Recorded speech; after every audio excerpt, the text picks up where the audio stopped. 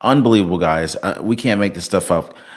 Mike Johnson's House just passed a Republican-backed bill that is designed to pressure current President Joe Biden on delivering weapons to Israel. Miami-Dade, Florida, tag agency clerk has been arrested in connection with this $3 million title fraud scheme, stealing cars like Lamborghinis and whatnot. It's just crazy. And the U.S. stock market just hit an intraday all-time high of of 40,000 points on the Dow for the very first time. Welcome back, guys. We're live on the Ron Yates channel. Thanks so much for tuning in. If you haven't already, please do your boy a favor, hit the like button for the video. We've got a lot to cover in today's video. I know it is late, but for those who are suffering from insomnia like me, welcome. Appreciate you guys for sharing these videos on Facebook, Twitter, sharing them with your friends. See, we got a few folks in here already. Crypto Trucker, what's going on? Albert, Catalia, what are you doing up so late? Stephen Kyle. All right, so let's get started. So let's talk about the Michael Cohen cross-examination first. All right. So in DA Bragg's high-profile New York versus Donald Trump trial, the main witness, which is Michael Cohen, he's a former lawyer for Donald Trump, and he's faced intense cross-examination on the 18th day of the proceedings. Okay. Now, the trial revolves around a payment which was made to Stormy Daniels, an adult film star, adult film actress, which prosecutors allege was intended to influence the 2016 presidential election, yada, yada, yada. All right. Now, the prosecution's case heavily relies on Michael Cohen's testimony that he made a phone call to Donald Trump's head of security, informing him that the payment to Stormy Daniels had been handled. What do you mean handled? Well, this call was supposed to be the key piece of evidence that was linking Donald Trump directly to the payment. Now, during the cross-examination, Donald Trump's defense attorney, Todd Blanche, he challenged Michael Cohen's claim by presenting text message records from the night that Michael Cohen said that he had made the call. Another lie has been exposed. Now, these records show Michael Cohen receiving prank calls from a 14-year-old and contacting Donald Trump's security chief to ask if the Secret Service could stop the prank calls, not about the payment to Stormy Daniels. Very interesting here. Now, when confronted about this evidence, Michael Cohen became visibly nervous during the cross-examination, and he admitted that he wasn't sure if his testimony was accurate, which only further damaged his credibility. Let's just call a spade a spade. Dude, you're freaking lying again. Where are the handcuffs for this guy? Send him off, for perjury or whatnot. Anyway, I mean, you could just about hear DA Alvin Bragg's palm plant just hitting his face right after this response. I mean, and the jury, the courtroom observers, including notable figures like George Conway, they reacted with shock and disbelief. Now, the defense, they played a recording when Michael Cohen's podcast, where he sounded irrational and vengeful, which really contrasted sharply with his courtroom demeanor. In court, he's kind of calm. But on this particular podcast, well, this guy was kind of like, irate borderline, right? So this portrayal suggested that Michael Cohen may very well have a personal vendetta against Donald Trump. Now, I mean, we're not dumb here. We already know the deal. He doesn't like Donald Trump. He wants Donald Trump to go to jail. He's got he's selling merch, for Christ's sake, that says, send Donald Trump to jail, not Donald Trump 2024, but Trump 20 to 40. I mean, clearly this guy wants Donald Trump to go to jail, and he's profiting off of it. Look at the $3.5 million he made off of his book sales, which does nothing but trash Donald Trump between all of the pages. So Michael Cohen was also forced to admit under oath that he had sought a pardon from Donald Trump, and he felt betrayed when he didn't get a high-ranking position or even tickets to Donald Trump's inauguration. Oh, wow. I mean, we're crying here. We're having some emotional feelings for Mr. Cohen not getting tickets to Trump's inauguration. Anyway, and can you imagine having Michael Cohen as the Attorney General for the United States? Oh my God, heck no, no. Anyway, um, so the defense successfully painted Michael Cohen as an unreliable and a biased witness motivated by revenge during this cross-examination. So big day in court for Donald Trump, and big ups to Todd Blanche and Donald Trump's legal team, really bringing this guy front and center, not taking any kind of BS and calling him out quickly. Quick shout out to I am one of the people BOR. Thank you so much for the $5 super chat this evening. I apologize for hitting you up late on your last video. Oh, it's all good. It is all good. Glad you're here. God bless you, and thanks so much for the support. But this just cast significant doubt on his testimony. So yeah. Anyway, so jurors, they might be questioning the validity of the prosecution's case, especially since the supposed key witness, or especially since the supposed key evidence, the phone call, it was proven false. It was proven false. Yet again, there's no link between Donald Trump and these crimes. It's unbelievable. So the defense argued that Michael Cohen's unreliable testimony and his personal grievances undermine the entire case against Donald Trump. I cannot believe that here we are at the end of day 18 of Donald Trump's hush money trial, or New York versus Trump, whatever you want to call this thing. And they're just now getting to the coming to the conclusion that this guy is biased and that he can't be trusted. His testimony is unreliable, and that there are clearly some personal grievances that he has against Donald Trump. How are you? You can't use this witness. Anyway, so Donald Trump himself, he commented that today's events demonstrated that the trial was a complete scam, which he's been calling all along. And, it was just a waste of resources that were meant entirely to tarnish Trump's reputation. What do you guys think? Was this just to try to tarnish Donald Trump's reputation? Let me know, guys. So the House just passed, Mike Johnson's House of Representatives just passed a bill which is designed to pressure Joe Biden on delivering weapons to Israel. So, anyway, this happened just a few hours ago, as a matter of fact. So the vote on this particular bill, it highlights the divisions within the Democratic Party regarding the conflict in Gaza. So the bill, they called it the Israel Security Assistance Support Act. And this would restrict the president's power to withhold weapons from Israel. It passed in the House of Representatives with a vote of 224 to 187. You had 16 Democrats supporting the bill, including Thomas Suzy of New York. You had Jared Moskowitz of Florida. You had Josh Gottheimer of New Jersey. Only 3 Republicans opposed it. Now, despite passing in the House of Representatives, the bill is already being looked at as being very unlikely to pass in the Senate. You got Senate Majority Leader Chuck Schumer of New York. He has actually stated that this bill is not going anywhere. So Schumer says it ain't going anywhere. Chances are this thing's dead as a doornail. But the bill actually follows the White House's decision to halt a shipment of weapons to Israel.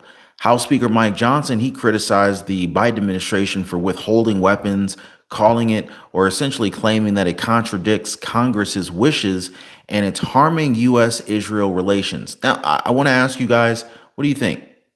Is this harming U.S. relations? Should we continue to fund Israel? Should we withhold funding and weapons from Israel? Please, guys, let me know what you think. So Biden's position. So President Joe Biden has indicated that the United States would not supply certain weapons to Israel if its military attacks Rafah, which is a city in southern Gaza. He went on to say that Israel has used, weapons like the 2,000-pound bombs in ways that have resulted in civilian casualties. The Biden administration argues that this bill would ultimately undermine the president's ability to conduct effective foreign policy. So basically, there's a big conflict between the president and Congress right now. The White House has stated that Joe Biden would veto the bill if it reached his desk. So Nana's Crochet Kitchen says, Nana's Crochet Corner says, Help Israel. I have Jewish relatives. Man, this is a really it's a really polarizing topic. I can understand both sides, to be honest with you, and no one wins in this, unfortunately. Appreciate your comment, Nana. If you own a vehicle, if you own a car, a motorcycle, an RV, a van, a truck, if you own a vehicle in the United States, the recent arrest of a Miami-Dade tag agency clerk for a $3 million title fraud scheme should definitely grab your attention. So this case just kind of highlights a very disturbing vulnerability in the system, which is it's meant to help protect vehicle owners and maintain the integrity of vehicle titles. But here we have the alleged crimes of Catherine M.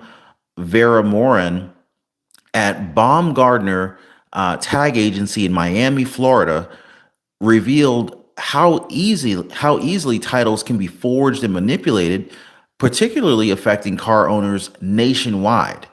So these implications are very serious, guys. Your vehicle's titles, they could be tampered with, they could be, or even worse, your car could be stolen and then resold with falsified documents. Not to be confused with the falsified documents that Jack Smith's trying to stiff Donald Trump with. But anyway, so Catherine Vera Moran, she's a clerk at Baumgardner Tag Agency in Miami, Florida. She was arrested for her role in a very significant fraud scheme, elaborate rather, involving the illegal transfer of vehicle titles. And she's now facing charges of title fraud, official misconduct, both very serious crimes. But she also allegedly accepted payments anywhere from $800 to $1,000 for each fraudulent transaction, which included forging titles, tax documents for stolen vehicles. This investigation actually started back on January 12th when detectives responded to a report of a stolen vehicle which was found at a local auto body shop in Doral, Florida. Subsequent searches ended up leading to the recovery of several very high-end stolen vehicles, including a 2022 Lamborghini Urus, 2023 Aston Martin DBS Superleggera, and a 2021 Mercedes-Benz G55, or excuse me, a 2021 Mercedes-Benz G550. It's like the G-Wagon. Anyway, beautiful cars. But yeah, so anyway, the owner of this auto body shop was later arrested for running a chop shop where the stolen cars were being dismantled for parts. I know it sounds like something out of Fast and the Furious, but this literally just happened. So Vera Morin, she's allegedly manipulated VINs of vehicles that were considered total losses, like too damaged to be worth repairing, to make them appear as if they were in perfect condition. Now, this manipulation facilitated the fraudulent transfer of these vehicles. It was a total of like 18 vehicles, which were ultimately recovered during this investigation, with 12 confirmed to be stolen. Now, the total value of the recovered vehicles and identified stolen vehicles that were processed by Moran's scheme is estimated to be around $3.4 million, or just a little bit under $3.4 million. It's crazy. So she's facing like 18 counts of title fraud, which is a third-degree felony. Yeah, crazy. Anyway, so U.S. stocks closed lower just yesterday on Thursday after the Dow opens a new tab reaching an all-time high, or at least an intraday all-time high of 40,000 points for the first time on the Dow Jones, as investors continue to kind of recalibrate their rate cut expectations following data showing a slowdown in inflation, as well as very strong corporate earnings results. Investors are still betting on 2/4 point rate cuts, interest rate cuts from the Federal Reserve this year, and estimate and they're estimating a 70% chance of the first reduction coming in September. Now, what do you guys think? Do you think we even get a rate cut this year in 2024? Let me know what you guys think. Check your 401ks, guys. With the new intraday high hitting $40,000 on the Dow, I'll bet you your 401ks and your IRAs, investment retirement accounts are looking pretty good today. So might want to go ahead and check those up, check those out. But as far as the interest rate cuts from the Federal Reserve, investors are expecting a rate cut come September. Do you guys think that's going to happen? I mean, we're supposed to get two rate cuts this year, but I guess only time will tell. You guys let me know what you think. If we do get some rate cuts, we may actually see mortgage rates start to come down. Let me know if that sounds like good news for you guys. So Walmart opens the year with very strong sales, aided by upper income shoppers. So Walmart's pretty much the largest retailer in the United States. And they started the year with some pretty impressive sales and profit growth, primarily due to an increase in the higher income shoppers. This success has actually led to a significant rise in Walmart stock. And so not only did the Dow Jones hit record highs, but so did Walmart stock.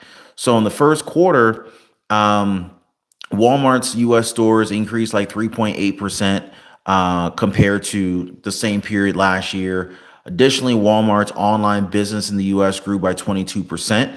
Now, this strong performance, it was actually partly because Walmart sells essential items like groceries, attracting customers that are looking to save money amid high inflation. But overall, the number of transactions at Walmart stores, they had increased by about 3.8%, a little under 4%. But Walmart reported a quarterly profit of $5.1 billion. Now, obviously, with the high cost of groceries and pretty much everything else that we buy, I'm not really shocked that Walmart had such high profits, high revenues this year. Joe Biden just the other day said, Bidenomics is working. Americans have the money. Well, just because Americans can pay for stuff, I don't think it necessarily means that Americans have the money per se. I mean, every time I see people, at the checkout next to me or whatever, most people are swiping cards. So, I mean, just because you use a credit card doesn't mean you don't have the money. But some people are using the credit cards and they're not paying them off. So if there's a lot of Americans, who happen to have available credit using their American Express card, Visa, MasterCard, whatever it may be, they may or may not be paying these cards off. We may see a mass wave of bankruptcies and credit card defaults, credit card delinquencies in the future. That doesn't necessarily mean that the American households are strong, Mr. Biden. So, yeah. Anyway, but this positive financial news for Walmart led to a 7% increase in Walmart stock, ultimately reaching a record closing price of $64. But one significant factor in Walmart's success is its appeal to higher income shoppers. And this is what I think is really important to note, because Walmart is garnering a lot more higher income shoppers. What this means to me is that consumers are feeling the pinch, and even people who make a lot of income, who have higher incomes, they're now looking for value. They're looking to save money, and they're going to Walmart, or at least trying to save some money going to Walmart, and Walmart gets to benefit from that. So I just think that's rather interesting, especially since Biden is saying how strong the American economy is, and I don't know if it's really as strong as Joe Biden thinks it is. What do y'all think? Trump Train 2000 said, Trump Train 2024 FJB says, I like Lidl, awesome supermarket. I drove past a Lidl the other day. They just built one near me. I wasn't really sure what it was. So Lidl's a supermarket. Okay, that's good to know. I'll have to stop by there one day. Check them out. Seacal says Red Lobster is closing down completely. Other chain stores are closing some of their stores. Wow, I'm hearing more and more stores closing up. Oh yeah, appreciate it, George. Everybody, if you haven't already, please consider hitting the like button. It only takes a second. It's totally free. Totally appreciate you guys. But yeah, there's a lot of stores closing. Walmart's cleaning up. Over the last 3 years, household earnings over $100,000 have contributed the most to Walmart's market share and growth, saying that what is it? Walmart's chief financial officer, John David Rainey, he highlighted that features like curbside pickup, delivery options, and a diverse product range, including high-end items like AirPods and MacBook Airs, have all contributed to attracting wealthier customers into their stores. Um, but unfortunately, Walmart has actually had some other issues. So they've actually had to close down some of their stores. Recently, Walmart decided to close its 51 healthcare centers across 5 different states. Some of you guys have reported on previous videos that you've seen Walmart's, the entire stores, like an entire Walmart has shut down. So, I mean, that's happening in spite of how much money they're making. So I guess some of the stores maybe are not as profitable as the other ones. But yeah, they're saying that Walmart decided to close some of its 51 healthcare centers across 5 states. An initiative started in 2019 that did not turn out to be profitable. Walmart announced that the elimination of several hundred corporate jobs without specifying the details. Basically, they laid a bunch of people off. We've been talking about the layoffs. Joe Biden, folks are getting laid off here, guy. The economy is not as strong as you think it is. Anyway, so the company is also relocating employees in its tech division to its headquarters in Bentonville, Arkansas, as well as to the San Francisco Bay Area and the New York area. Hopefully, they're going to be increasing those employees' salaries, because San Francisco Bay Area in California and the New York area, those are like the most expensive places in the United States, just about. So, yeah. Anyway, Nana's Crochet Corner says, with all these restaurants closing, grow a garden. May not be a bad idea. Hey, it may be the only way to survive depending upon the situation going forward. I was actually reading somewhere that, the government is actually taking some initiatives that makes you question whether or not the government even wants you to even have your own garden. So think about that for a second. Does the government even want you to have a garden? That's a concern that I was reading in a Reddit forum not too long ago. Anyway, so imagine this, guys. Imagine walking into your local bank, greeting some familiar tellers, and handling your transactions with cash and paper checks, right? This is the traditional way of banking, which many of us trust and rely on. And it's facing unprecedented challenges that could actually change the face of banking as we know it. In fact, if you guys remember the collapse of Silicon Valley Bank, SVB, back in March 2023, this was the third largest bank failure in American history. And this basically sent shockwaves all throughout the industry. Thankfully, though, SVB, it was an FDIC insured bank, but it revealed some very deep-seated issues that ultimately threatened the stability of smaller and the mid-sized banks. So what we saw was rising interest rates and new regulations. They were pushing these banks to the brink, and the experts are now predicting a very significant decline in their numbers within the next 2 years. And so as the financial landscape shifts toward more digital and private lenders, the personal touch of traditional banking is at risk right now. And the situation, it's not just a concern for financial analysts and economists, but everybody who values the stability and the familiarity of their neighborhood bank. These banks are going away, and this is what we're seeing. And I don't know, depending upon what you subscribe to, I'm with you, Nana. This is what the WEF wants. The World Economic Forum, they want to get to a world where paper currency is gone. They want to get to a world where, you're relying on digital currency, central bank digital currency, CBDCs, whatever it may be. These smaller banks, these mid-sized banks are in the way. So once you get rid of those, when you only have the big banks, it's a lot easier to collapse the system. I'm just saying. Now, when the Federal Reserve, the Fed, raises interest rates, it can reduce the value of assets like loans and real estate that the banks hold. This devaluation makes it harder for banks to stay solvent, i.e., financially healthy. This is one of the big reasons why we saw Silicon Valley Bank collapse just a couple of years ago.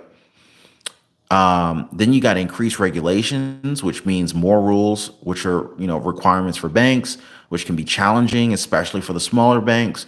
And if this continues, and they know this, we may inevitably be saying goodbye to smaller banks and credit unions, and we may only be left with the larger banks like Bank of America, J.P. Morgan Chase, Wells Fargo, and PNC Bank. I mean, just one step away from central bank digital currencies or CBDCs. Now, Adrienne Harris, she's the financial regulator for New York State.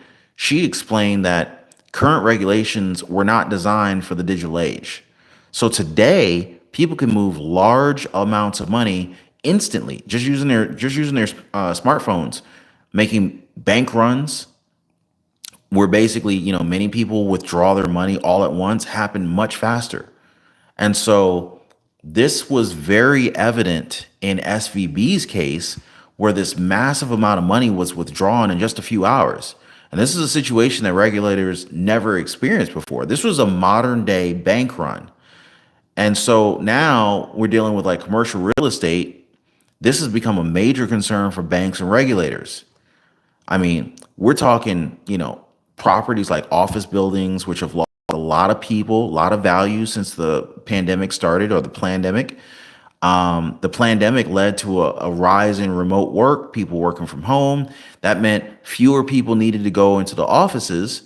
And this reduced demand for the office space is causing the values of these buildings to just crash. They're crashing significantly. And a lot of these banks are now stuck with this expensive real estate loan, or I should say loans, plural, because they issued these loans 10 years ago when the office buildings were worth a lot more and everybody was coming into the office. But banks now are facing some really tough choices. They could refinance these loans at high interest rates. They could sell the properties at very low prices, or maybe they're forced to default on the loans. If they default on the loans, this could crash the banks. And as smaller banks struggle, new types of lending like private credit and non-bank lenders like Rocket Mortgage, they're expected to become more prominent. But let me know if you guys, let me know if I don't want to go too deep on this one, but let me know if you guys would like to learn ways on how to protect you and your family from the evolution of banking and the next banking crisis. We could save that for our next one, but let me know if you guys are interested in more about that. Nana's Crochet Corner says biblical prophecy fulfillment. I feel like every time the conversation of central bank digital currencies comes up, or CBDCs, people inevitably mention Mark of the Beast.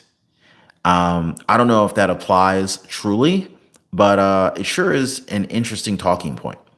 Anyway, let's see. Debbie Swan says, I pay over $1,000 for my rent in low income housing in Cali. Honestly, Debbie, I'm really shocked that you can even find anywhere to live in California for $1,000 a month for rent. So, yeah, I've got a friend who used to live near Delray Beach, California, and he was showing me like this shack, and it was like over $1 million for it was just a hair over being a shack. I couldn't believe it. $1 million, over $1 million for it. So California is unbelievably expensive. Bear Lover 92,000 says small business owners are taking a huge hit where I live. We're losing a lot of these businesses here recently. Several have closed for good now. Hey, I appreciate your comment. Crypto Trader says might want to start looking into cryptos like Hex, Pulse Chain, since it is still early to buy it. Appreciate the tip. I Going back to the previous comment about the small businesses really taking a hit. I don't know about you guys, but I'm a big fan of supporting my local small businesses. They provide a lot of jobs. They're like the backbone. They're the staple of our economy. And whenever I can, I definitely like to support my mom and pop businesses near me. I don't know about you guys, but yeah, I just wanted to just kind of share that point. But anyway, I know we covered a lot of things today. There were a lot of stories that I wanted to share with you, and I hope you guys enjoyed today's updates. Um, if you haven't already, please take a second, hit the like button for the video. For more content like this, consider subscribing to the channel. Hit the notification bell. That way you don't miss out on future lives. And I want to thank you all so much for sharing these videos with your friends and with your loved ones. Totally appreciate you. Love you too, Katalia. And I'll see you on the next one.